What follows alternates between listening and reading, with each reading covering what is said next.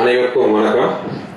அமைதிப்படை என் லைஃப்ல என்னால் மறக்க முடியாத சில படங்கள் பார்த்தீங்கன்னா, நான் முதல் அசிஸ்டன்ட் பண்ண படம் வாழ்க்கை சக்கரம், முதல் இயக்குன படம்.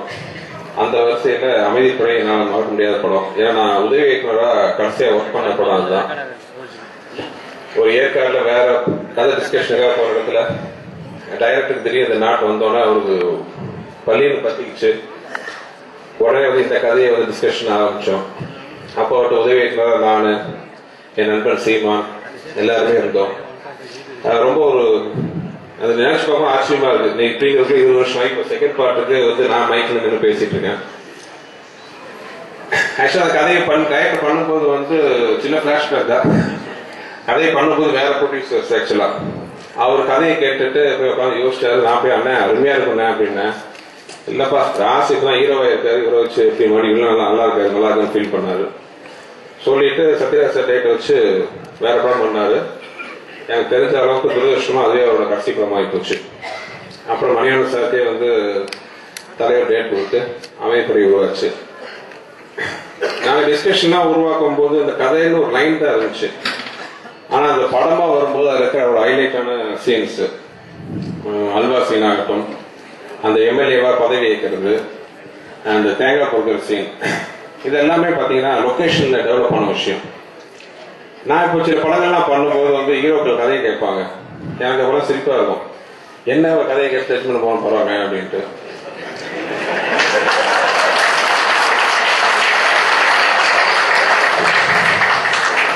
ஒருவேளை நடிக்க வருமா வராதான் கேட்டு தெரிஞ்சுக்கிட்டா கேட்கிறாங்க. நான் குழந்தையா வச்சிருக்கேன் ஃபுல் கதை. என்ன டைரக்டர்லாம் நாங்கள் ஒர்க் பண்ணி தொழில் கற்றுக்கிட்டோங்க. லொகேஷன்ல போய் அந்த இம்ப்ரூவைசேஷன்லாம் இருக்கு. ஆனா அந்த வகையில டைரக்டருக்கு ஒரு அதிர்ஷ்டம் என்னன்னா, ஒரு மாபெரும் நடிகர் தயார் இருந்தார் கூட. அந்த இம்ப்ரூவைசேஷன்லாம் வந்து கொஞ்சம் நஞ்சம் இல்லை, அதாவது அதெல்லாம் மிராக்கிளா இருக்கும். லொகேஷன்ல பாத்தீங்கன்னா கேமரா ஓடிட்டு இருக்கும், டைரக்டர் பின்னாடியே டைலாக்லாம் சொல்லிட்டு இருப்பாரு. அதெல்லாம் போய் மிரண்டு போய் பார்த்துட்டு இருப்போம். அந்த தேங்காய் போடுற சீன், எம்எல்ஏ சீன்லாம் வந்து டிஸ்கஷன்ல நாங்க உட்காந்தோம். ஆனா தியேட்டர்ல படமா பார்க்கும்போது நான் அடைச்ச அந்த முயற்சி எல்லாம் வந்து இன்ன வரைக்கும் வார்த்தையில விளக்க முடியல.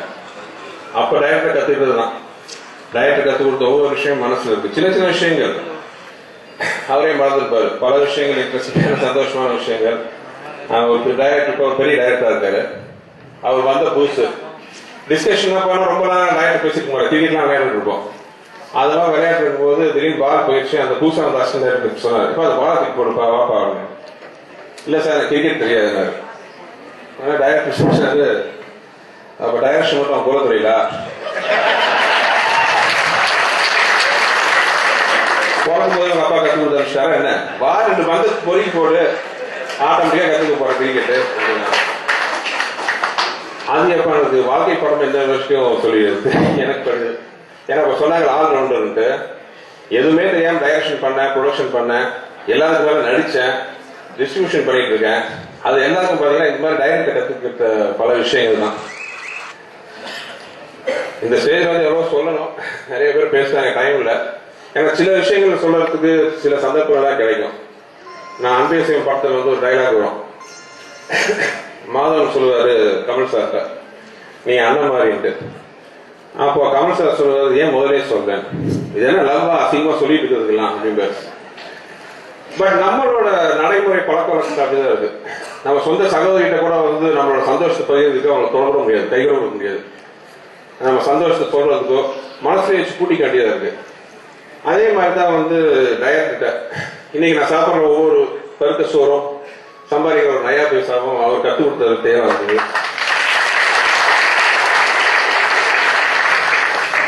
இதுவரைக்கும் சொன்னதில்லை, சொல்ல வைக்கமா இருக்கு. அவரே சிரிப்பார், ஏன்டா அதெல்லாம். தேங்க்ஸ் சார், நன்றி சொல்லணும். அதுக்கு இந்த ஸ்டேஜ் சொல்லிக்கிறேன். அப்புறம் என்னதான் இருந்தாலும் வந்து என்ன எல்லாமே சொல்லுவாங்க, ஃபாஸ்டா பண்றேன். இப்ப தீயா வேலை செய்யறேன் குமார்னு ஒரு படம் பண்ணிட்டு இருக்கேன். வேகமா பண்றேன். என்ன இவ்வளவு ஃபாஸ்டா பண்றீங்கன்னாரு. என்னோட படம் ஷூட்டிங் டைரக்டர் வந்து சொல்லிட்டு படம் ஆரம்பிக்கலாம் இருக்கேன்ப்பா அப்படின்னு கதையை சொன்னாரு. அந்த படத்தை இன்னும் நான் எடுத்துட்டு இருக்கிறேன். அவர் முடிச்சு ஆடியோ ஃபங்க்ஷன் கேட்டாரு. குரு தான், சிஷ்யன் தான். அமைதிப்படை 2 டைரக்டர் சத்யராஜ் சார் எல்லாம் இருக்கும்போது பார்க்க ரொம்ப சந்தோஷமா இருக்கு. ஏன்னா 20 வருஷம் கழிச்சு அதே செட், அதே டைரக்டர், அதே ஹீரோ, அதே கேமராமேன் சங்கர்னேன் எல்லாம் சேர்ந்து இது மாதிரி படம் பண்ணுறது வந்து உலகத்திலேயே இது மாதிரி நடந்திருக்கும்னு தெரியல எனக்கு. அனைவருக்கும் எனது வாழ்த்துக்கள். இந்த படம் வெற்றி அடையிறதுக்கு என்னுடைய சந்தோஷமான நல்வாழ்த்துக்கள் தெரிவிச்சுக்கிறேன். ஒரு சின்ன வார்த்தை, இந்த படம் எல்லாம் ஒர்க் பண்ண முடியல. என் நண்பர் சீமானா ஒர்க் பண்ணிட்டாரு. சார் அடுத்த பகுதிப்படி பார்ட் 3 ஒரு சான்ஸ் கிடைக்கும்னு நினைக்கிறேன். தேங்க்யூ.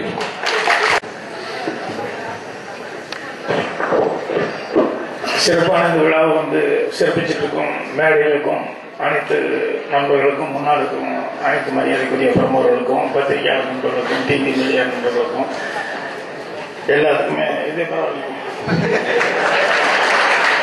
எல்லாத்துக்குமே என்னுடைய பணிவான வணக்கம் தெரிவிச்சுக்கிறேன். அதே மாதிரி நான் ரசிக்கும் கலைஞர் அவங்க என்னுடைய நல்ல நண்பர்களான இயக்குனர் மணிவண்ணன் சத்யராஜ் அவர்களுக்கு என்னுடைய வணக்கத்தையும் அட்வான்ஸ் வாழ்த்துக்களையும் தெரிவிச்சுக்கிறேன். அவங்களோட இந்த படத்துல அந்த காம்பினேஷனோட மறுபடியும் புதுசா இணைஞ்சிருக்காரு அன்பு சகோதரன் இயக்குனர் செந்தமிழ் செல்வன் சீமான் அவர்கள் வந்து இணைஞ்சிருக்காரு. அவருக்கும் சேர்ந்து என்னுடைய வாழ்த்துக்கள் தெரிவிச்சுக்கிறேன்.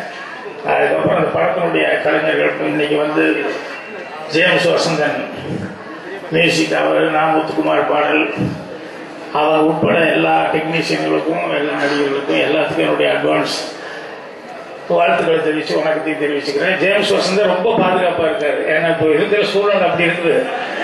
ஏன்னா படம் இருந்தால் வெளியே வருமா வராதா அப்படின்னு சொல்லிட்டு டைரக்டர்கள்லாம் அதை நினச்சி பயந்தா மியூசிக் டைரக்டர் நம்ம வீட்டுக்கு யாராவது வந்து அடிக்க வந்துட்டா என்ன பண்ணுறதுன்னு நாங்கள் மியூசிக்கே போடல அப்படின்னு சொல்லிட்டு எவ்வளோ பாதுகாப்பாக இருக்காரு பாருங்க.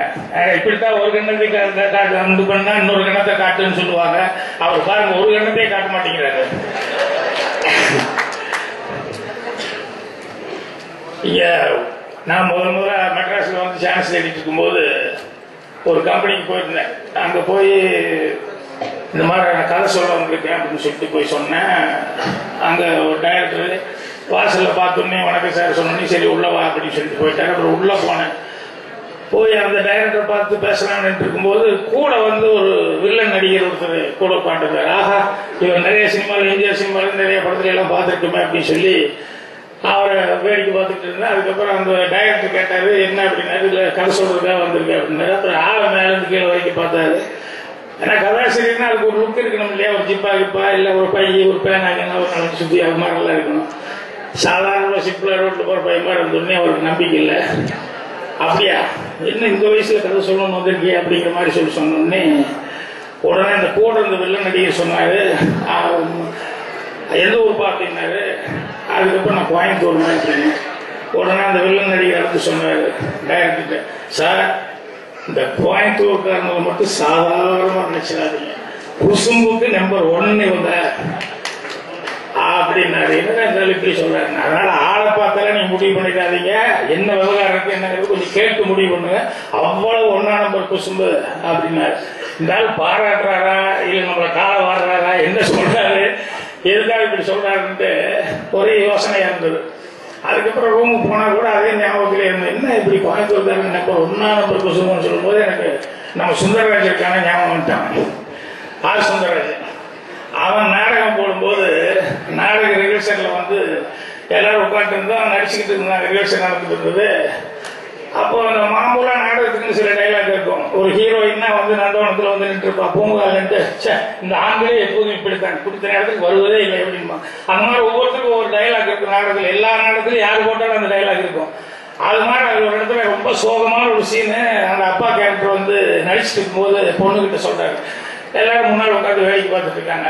அப்போ வந்து அவர் சொல்றாரு, என்னப்பா என்ன சொல்றீங்க, அதை ஏமா கேட்க, அது ஒரு பெரிய கதை. இந்த டைலாக் எல்லா இதுலயும் வரும். அவரு அதை ஏமா கேட்க, அது ஒரு பெரிய கதை அப்படின்னு சொன்னோன்னே முன்னாள் உட்காந்து ஒரு ஆளு எந்திரிச்சாரு, ஏப்பா அந்த கதையை சொல்லி இதுக்கு அதாவது நல்லா இருக்கான்னு பார்ப்போம் அப்படின்னா. சுந்தரராஜ் முடிச்ச மொழி அப்பதான் நினைச்சிட்டேன். அந்த குசும்புன்னு சொல்றது பார்க்கற வேடிக்கை பார்க்கற கோயம்புத்தூர்காரனுக்கே எவ்வளவு இருக்குன்னா, அப்புறம் எழுதுறவன் நடிக்கிறவன் இவங்களுக்கு எல்லாம் எவ்வளவு இருக்கும் அப்படின்னு சொல்லிட்டு அப்புறம் பின்னால வர வரதான் நம்ம ஊர் ஆளு ஒவ்வொருத்தரை பத்தியா நினைச்சு பார்த்துக்கிட்டேன் யார் யார் அப்படின்னு. சத்யராஜ் நடிப்புல அவர் ஆக்டிங்ல வந்து மாடுலேஷன் இருந்து என்னென்ன பண்ண முடியுமோ அத்தனை விஷயமும் பண்ணுவாரு. மணிவண்ணன் வந்து எழுதுற விஷயத்துல ஸ்கிரிப்ட் விஷயத்துல அவர் குசுமான ஆளுன்னு சொல்லலாம்.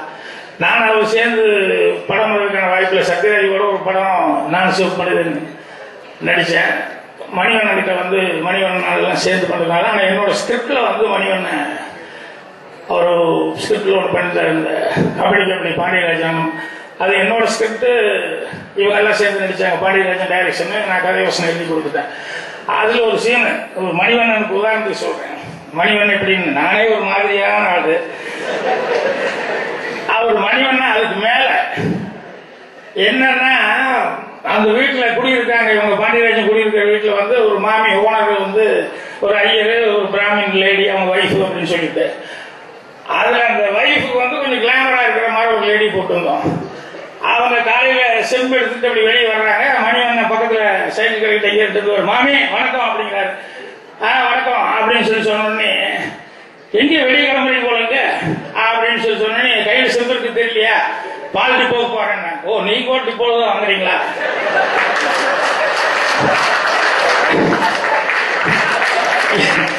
இது வந்து நான் எழுதல. அப்புறம் நான் ரஷ் பார்த்துட்டு பாண்டியங்கிட்ட, ரொம்ப ஓவர் குசுமா இருக்கலாம் எப்படிப்பா அப்படின்னு சொல்லிட்டு, அந்த மாதிரி வந்து எல்லாருமே பாதி பர்சன்ட்டுக்கு மேல அப்படித்தான் இருக்கும். 50% மேல நம்ம ஆளு தான் உட்கார்ந்துட்டு இருக்காங்க. அது வந்து ஒவ்வொருத்தருக்கு உண்டான ஒரு இயல்பு.